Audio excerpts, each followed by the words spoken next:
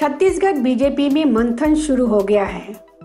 छत्तीसगढ़ में बीजेपी को मिल रही लगातार हार पर हाहाकार मचा हुआ है। बीजेपी के राष्ट्रीय सह संगठन महामंत्री शिव प्रकाश ने नेताओं को दो टूक चेतावनी दी। उन्होंने कहा कि सकारात्मक परिणाम दिखाई देने चाहिए। साल 2018 विधानसभा चुनाव में बीजेपी को 15 सालों बाद सत्ता से बेदखल होना पड़ा था। तब से लेकर अब तक लोकसभा चुनाव के अलावा अन्य किसी भी चुनाव में बीजेपी अपेक्षाकृत जीत हासिल नहीं कर सकी है। पहले नगरीय निकाय चुनाव, फिर पंचायत चुनाव, फिर दो उपचुनाव और फिर एक बार नगरीय निकाय चुनाव।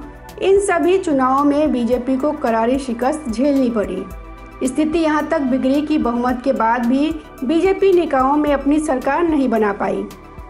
बीते दिनों 4 नगर निगम सहित 15 निकायों में हुए चुनाव में भी बीजेपी को एक तरफा हार का सामना करना पड़ा, जबकि बीजेपी इस चुनाव को 2023 में होने वाले सत्ता के फाइनल से पहले सेमीफाइनल मानकर चल रही थी।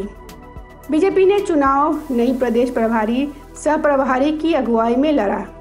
यहाँ तक कि धर्मलाल कौशिक, बृजमोहन अग्रवाल, अजय चंद्राकर, शिवरतन शर्मा, भूपेंद्र सवन्नी जैसे बड़े बड़े नेताओं को एक एक नगर निगम की जिम्मेदारी दी गई। इसके बावजूद सभी निकायों में बीजेपी को करारी हार हुई। बहुमत तो दूर, पिछले प्रदर्शन तक को बीजेपी दोहरा नहीं पाई।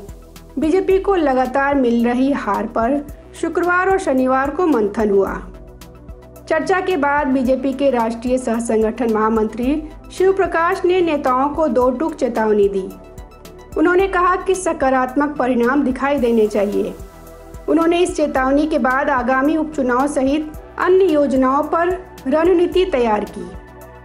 बीजेपी के भीतर मची हाहाकार पर प्रदेश कांग्रेस के संचार प्रमुख सुशील आनंद शुक्ला ने तंज कसा। उन्होंने कहा कि चुनाव में बीजेपी प्रभारी और सह प्रभारी खुद डोर टू डोर कैंपेनिंग कर रहे थे, राजनीतिक मुद्दों को धर्म से जोड़कर प्रचारित कर रहे थे।